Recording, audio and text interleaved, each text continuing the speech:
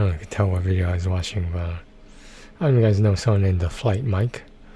He makes a lot of NBA related videos, and I think he might have made a few WNBA ones, but mostly NBA before Caitlin Clark. He was talking about how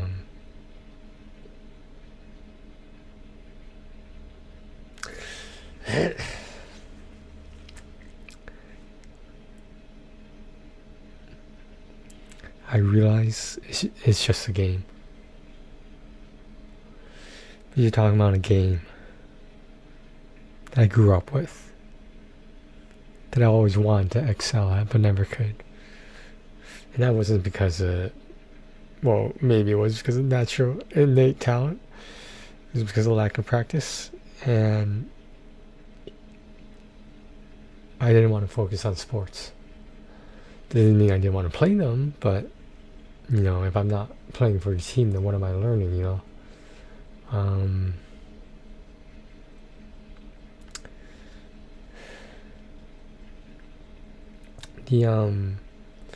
73-9 season, I watched every single game, mostly illegally, of course, on pirate whatever when whatever was happening.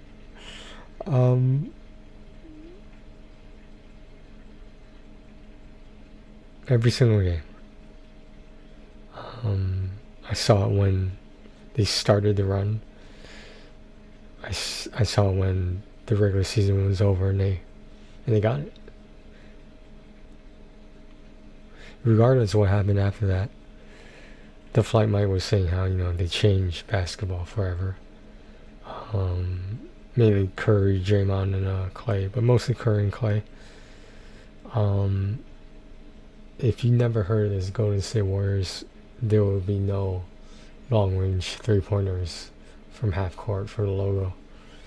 This would never have happened. And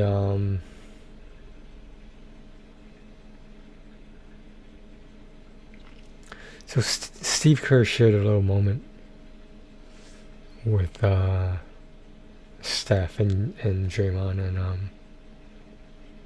I don't know if I'm quoting this right, but it referenced it in this video a lot. I don't know what's gonna happen next, but I love you guys, and that's what Steve Kerr said to them. I'm not afraid to admit it. I got goosebumps when I heard that. I've always been a Steve Kerr fan. I've always been a Steph Curry fan. If I could turn back time, let's say I did focus on sports, I've always wanted to model my game like Steph Curry's. Not the biggest guy, not the strongest guy, but he had two important things: handle and range.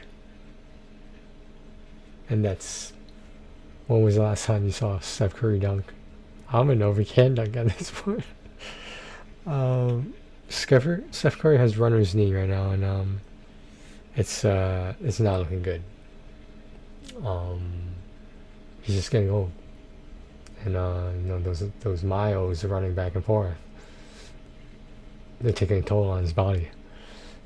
By the time he's undefeated.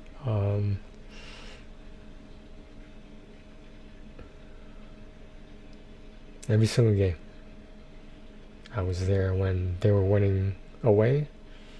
I was there during those home games when it felt like turning the volume down on my headphones wasn't enough in that stadium at home in the Bay Area. It was almost like it was so loud in there that it transcended computer volume. But yeah, in an alternate universe where I cared less about academics, I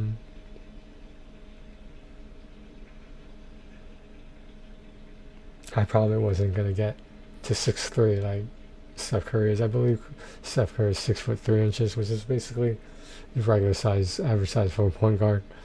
Well, more than average is like the norm. Can you be a tall point guard like Magic Johnson when he wanted to play Ben Simmons?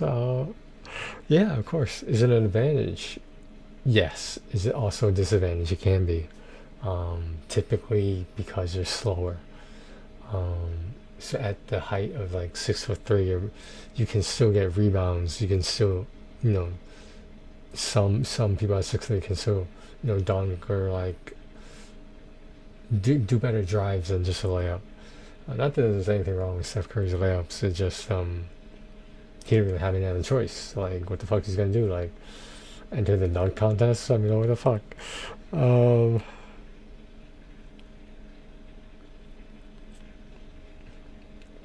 I saw the game where Klay Thompson scored 37 points in a quarter.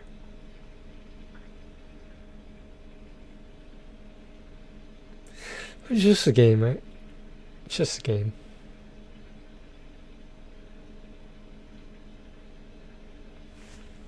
I saw, if not the highlights, but maybe in the entire games, every one of Steph Curry's 60-point games.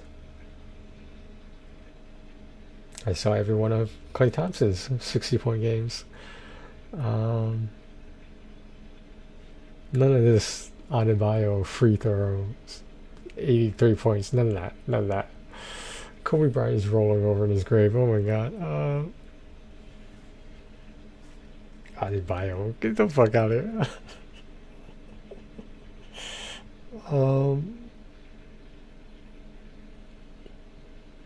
So it wasn't like it was perfection. It was far from it. I wouldn't even call them the greatest team ever in their primes, like all of them in their primes, including Steve Kerr at the level of coaching he was doing. It was like watching what's that coach's name? Phil Jackson. It was like watching Phil Jackson like reincarnated into Steve Kerr. It took a lot to rattle Phil Jackson. It took a lot to rattle Steve Kerr. But when everything was going right, nobody was talking about what's the next step. Nobody was talking about, where I'm going to go, where I'm going to be happy at. It comes down to this singular point. No matter what problems a team has, winning fixes everything. I want you to think about that. Because when you're not winning, that's where problems can start. But I did notice that even when the gap of time where KD left the team, even after they beat the Celtics in that one finals, with all three of them, Draymond, Klay, and Steph,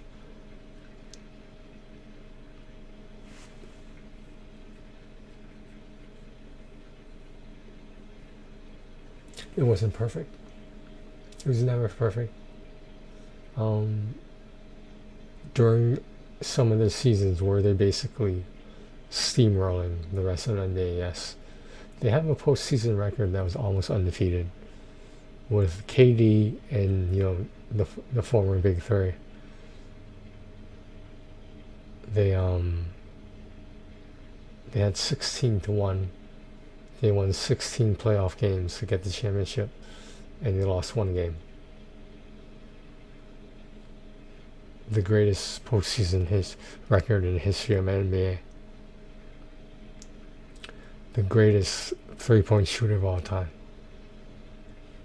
I'm not saying because of the wows and the audience reaction. Look at the fucking numbers. Who has made more three-pointers than Steph Curry? Nobody, because he holds the record right now. And I will be very surprised if that record is broken anytime soon.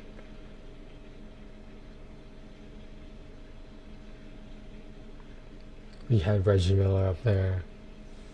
You had Ray Allen up there. Like Hall of Famers. And against the Celtics, the finals I mentioned earlier, Steph Curry got the one piece he was missing. Not the two-time MVPs, not the 4 rings, but a finals MVP. And people were saying that Steph Curry is 1 championship and 1 more finals MVP away from being in a conversation of the greatest of all time. Not the greatest of all time shooter, the greatest of all time, period. He's 1 championship and 1 finals MVP trophy away. He has 4 championships now, and he has 1 finals MVP. I would love this to happen, but I don't think it's gonna. I think we need to accept that. I would love to see him win another ring and get that finals MVP, so people can start asking, was he better than Shaq? Stat-wise, obviously not because of defense or whatever, but number-wise, if every stat had a value to it, would he rank higher than Kobe? There would be fair comparison to Michael Jordan. There would be more than fair comparison to LeBron. In that conversation, Curry is better than LeBron, stat-wise. Not the same stats, obviously, but if every stat had a value. And I don't think people discuss this enough, but Steph Curry is the only MVP that was unanimous. Even if everyone else got votes, Steph Curry had the majority of the votes. All the other votes could have went to one other player, and it still would have been unanimous by majority. Everyone said Steph Curry deserved that MVP. He deserved to be the first unanimous MVP. The numbers this guy was averaging is out of this fucking world. We're talking averaging more than 30 points a game. Still getting rebounds. Somehow he's getting rebounds as a 6'3" point guard. And assists, because people forget he's actually a point guard. He's not just a shooter. I don't know if you people forgot that. Hey, whatever.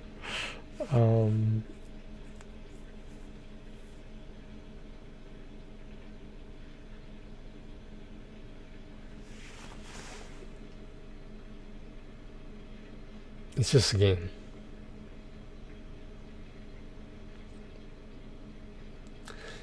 It's a game I grew up with. There's a Family Guy episode that makes fun of Bridgeport, Connecticut, saying how like it was a factory city and then all the shit fell apart.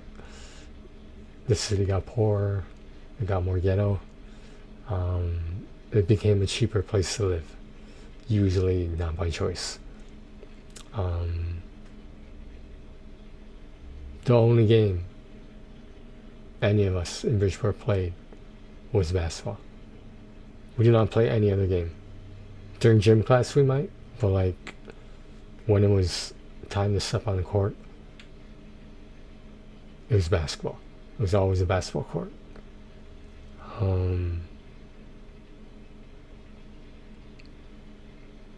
This is not to mean that no one played baseball. Bridgeport Bluefish, when they were still around, that was a minor league baseball team. Might have been smaller than minor league. No one was really playing football because like the amount of organization and like new coaches you would need for that in a grade school, middle school, whatever, it wasn't realistic. With basketball, all you needed was a hoop and a basketball. You didn't need pads. You really didn't need that much training, because all of us who played basketball in our spare time, we watched the NBA.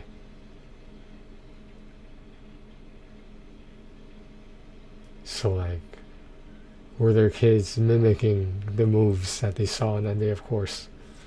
Everyone wanted to be the best. Everyone, so I should say, some people wanted to be the best teammate. It wasn't about being a ball hog. It was about how can the team win. Even if it's as a temporary team between you and your friends, and let's say, you didn't really know some of the other players, you do what it takes to win that game. Legally, of course. You do what it takes to win that game. And I didn't have that much handle. I obviously wasn't the biggest guy, but I knew how to shoot the ball. I knew the right way to do it, and with enough practice, I felt like maybe in some alternate universe, I would have had range. I would have had a good shot, but I just didn't practice enough. Because that wasn't important to me.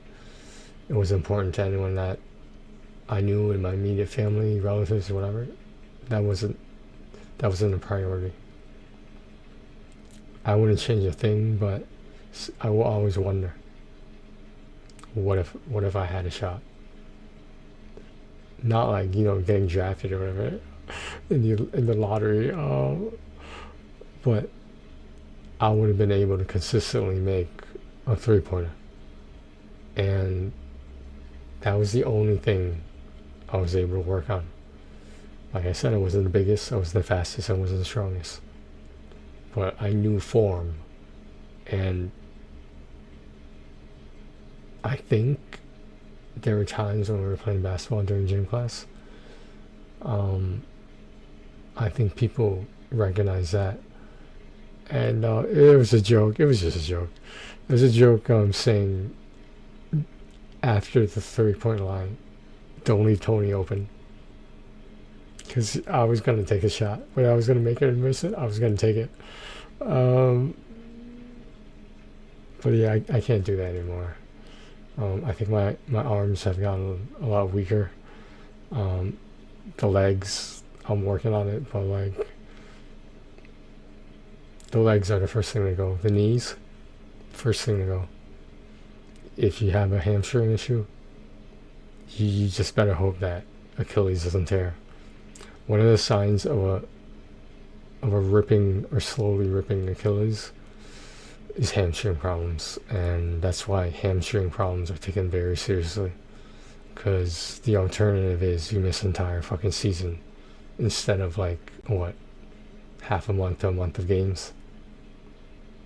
Which one sounds worse? But it's just a game, right?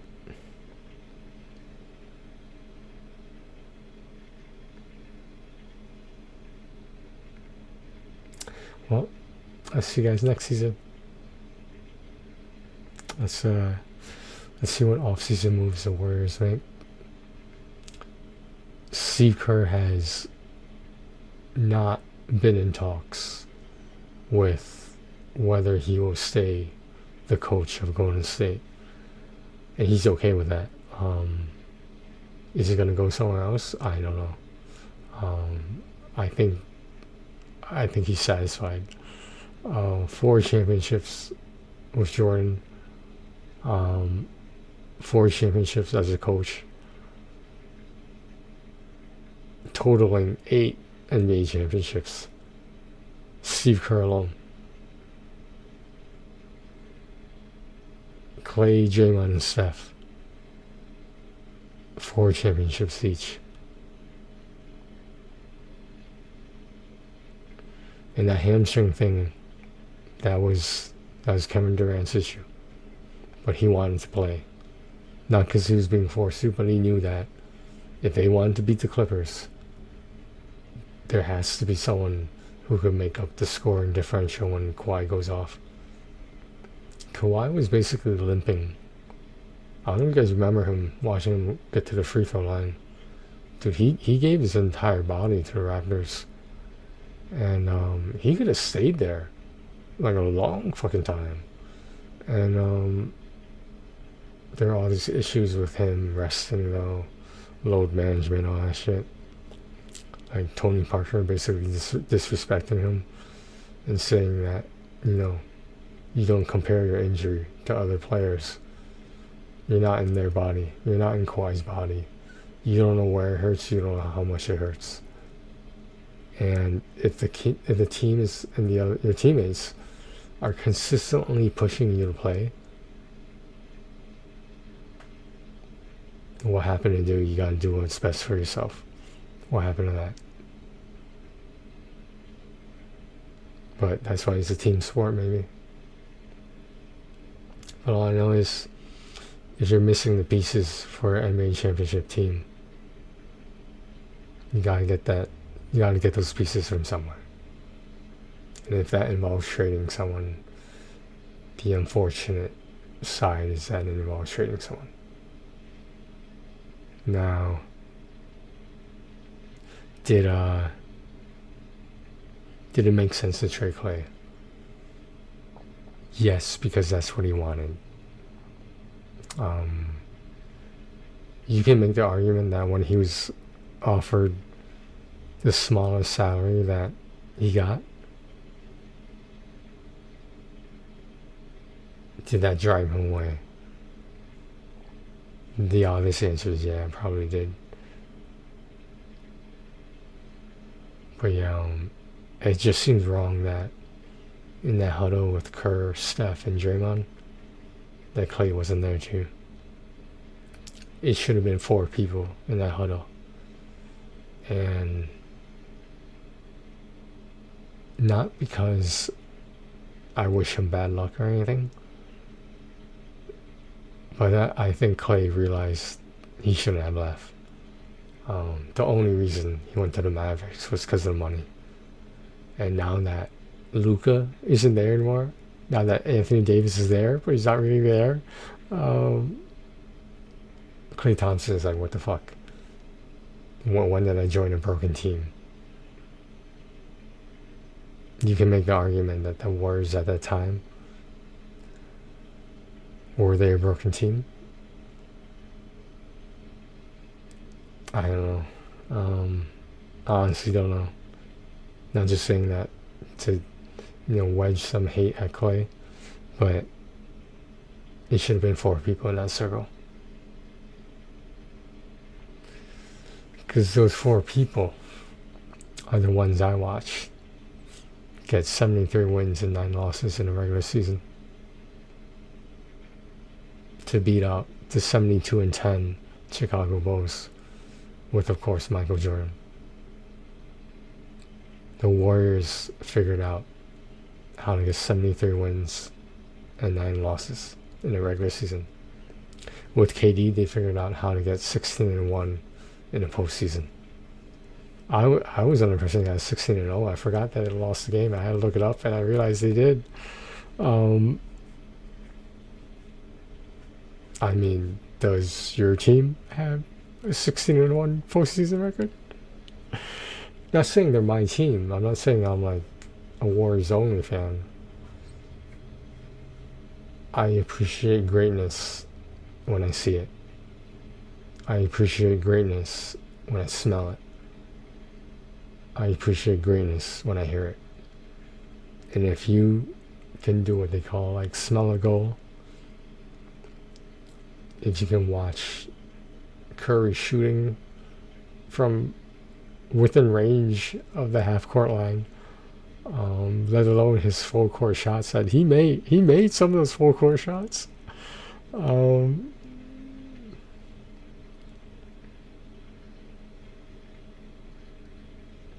Kevin Durant, one of the most prolific scorers of all time. In Golden State, we saw him play defense. Did Draymond teach him something? I would like to say yes. Draymond actually said to Durant that on the glass, I'm going to need your help. On defense, I'm going to need your help. And Kevin Durant stepped up. And, that's how they rode over every team. And when I don't think the Warriors forced Kevin Durant to play, They just knew the magnitude of that game and the games to follow.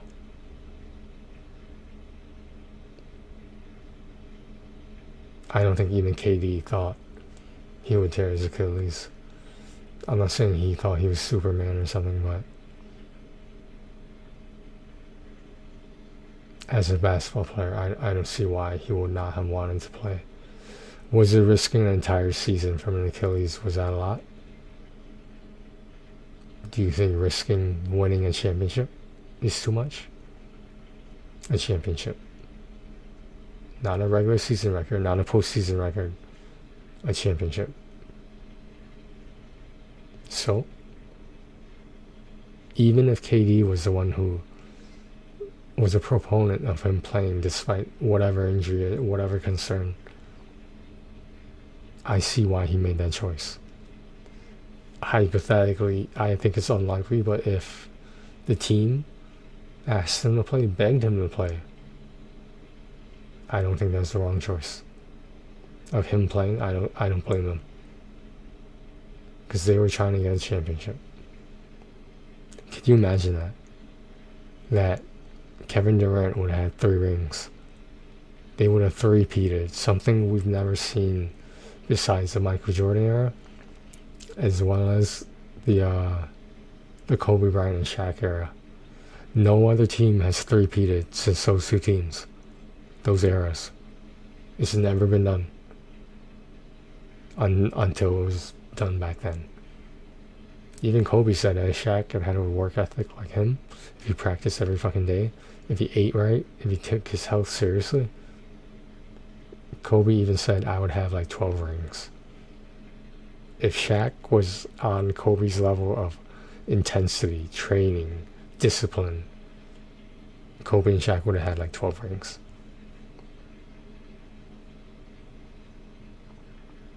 Tell me I'm wrong. In their primes, if Shaq went to another level of prime, I don't see anyone stopping them. It doesn't matter whether Shaq or Kobe got along or not. What mattered was that ring on the finger. And it was, they said when Kobe got his fifth ring, right, without Shaq, was it the fifth one? I think it was one of them without Shaq. He did it with Paul Gasol, of course. Shaq tore his entire house apart because he was so mad that Kobe was able to do it without him. And I think Shaq has grown up a lot over the years, and he realized Kobe was right. There might be a clip of him referencing that. Maybe he says it outright, but we can all agree that Kobe was right when he said Shaq had the potential to be even more dominant. Not just as a center, as a basketball player. So, I went off on tangent on Kobe there, but like, if someone is trying to make the argument that Kobe changed the game in reference to like being the Black Mamba, being unstoppable, what did the Warriors do? Notice I just didn't say what Steph Curry did, what Clay did, what Draymond did. Because you can, on the Lakers, you can say what Kobe did, what Shaq did, when Shaq left, what Paul Gasol did, what they did together. Those were two players. That was a 1-2 punch. Look at what Golden State had. And it breaks my heart to say had. That was, I haven't been watching since I was a kid or whatever, but like when growing up you heard things, on Sports Center or whatever. Sports Center used to be on before school, and like I would watch it like every morning. That's how I learned about sports, was watching Sports Center at like 6 o'clock in the morning. Something like that. So even if you figure that the Warriors won without KD in the first championship, and of course he went away to another team in the fourth championship, but the second and third ones, if KD had stayed, for whatever reason he did not stay, for arguing with Draymond, whatever, it doesn't even fucking matter anymore. But if that huddle had the four of those guys plus KD in that huddle, will we be having this conversation right now?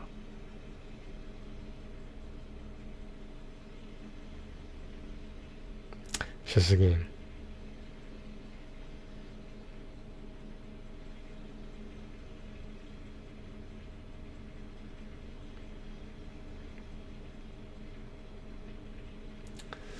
It's just so sad that Steph Curry's time might be over. And I'll make a comparison that it's kind of sad that LeBron's time might be over. And I bring that up because LeBron James was born in 1984. I was born in 1984. Every time, at least with some things that are physical, every time I encounter something I can't do or it's too hard for me to do, it could be something simple, like, bringing the groceries inside or whatever. I have this little voice in the back of my mind that goes, would LeBron just give up? Would he make it easier for himself? Because he's the same age as me. You don't see me playing NBA.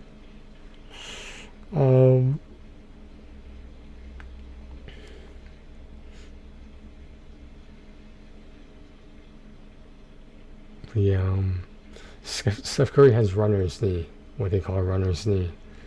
Porzingis, who they traded for, has a mysterious illness. Yeah, it's called collecting your salary while you're sitting on the bench. That's what it's called. Dude, they're not tanking. That's one thing about the Warriors. They're not tanking. They honestly believe they can win. Now, win the whole championship? That might be unlikely, but they're going to play like they can. You think Steve Kerr wants to tank? Is it the guy with 8 NBA championships? You're telling me Steve Kerr would be open-minded to tanking? He's not, what's his name? Who's that San Antonio coach? I forget his name, but you know what I'm talking about. Greg Popovich. Was Greg Popovich the first one to do the load management thing? Yes. Did everyone else copy him? Yes. Did it hurt the game? In my opinion, yes. Was he okay with tanking? I don't think he was okay with it. I think people were telling him to tank. And those people were they signed his paycheck. And, because honestly, think about what you know about Greg Popovich, right? One of the greatest coaches of all time. You're telling me he purposely lost games. Instead of building up the current roster of players, he just threw the games away. Just, fuck it, we're gonna lose, whatever. Just rest all the other players. You think he really would have did that? Willingly. I'm not saying it was entirely his choice. I'm not saying it was entirely the staff's choice. Right up to the president or the general manager. Do you really think it had nothing to do with this thing called tanking? I don't know. I don't remember the last time the Warriors tanked, to be honest. Like, in my time watching them, did they do it in the past? Probably. When Mark Jackson was the coach of the team. People don't give Mark Jackson enough credit. He started that core. I don't know if you guys remember. He started them. Like, there would be no Steve Kerr. if Mark Jackson was no longer there. Like, he built the foundation, but Kerr turned it into a fucking castle. Like, do you get what I'm saying here?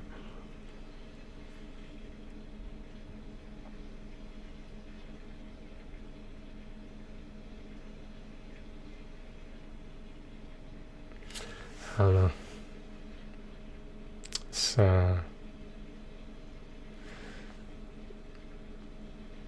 that will go down in modern basketball, at least one of the greatest moments in basketball, in the NBA. When Steve Kerr was huddled around his players, Draymond and Steph. That was one of the single most famous and important scenes in the modern NBA.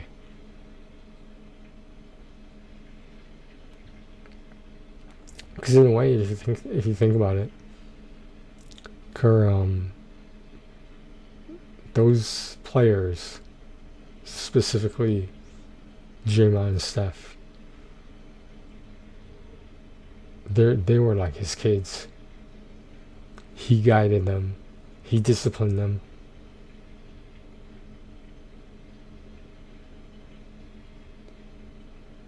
It's just so sad, man. Like, I'm gonna be realistic and say they're probably not gonna win another championship. They're gonna try, but I don't think it's happening.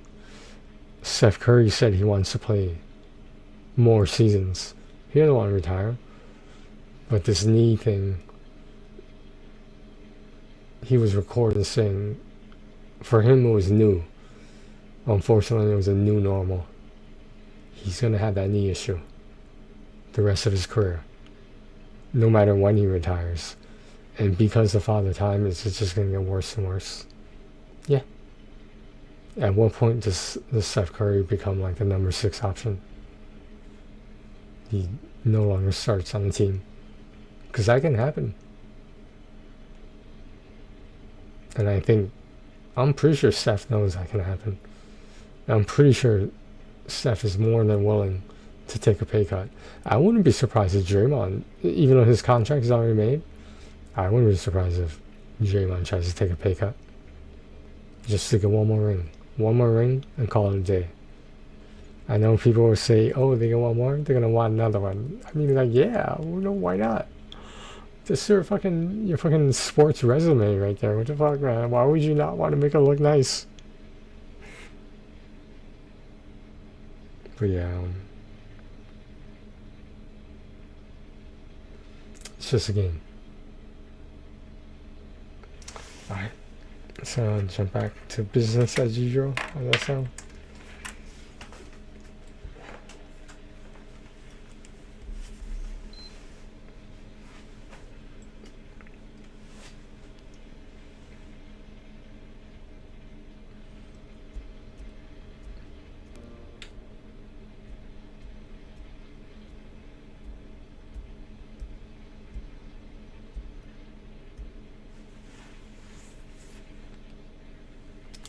But hey, what do I know? My 2K experience, NBA 2K experience, what do I know? Yeah.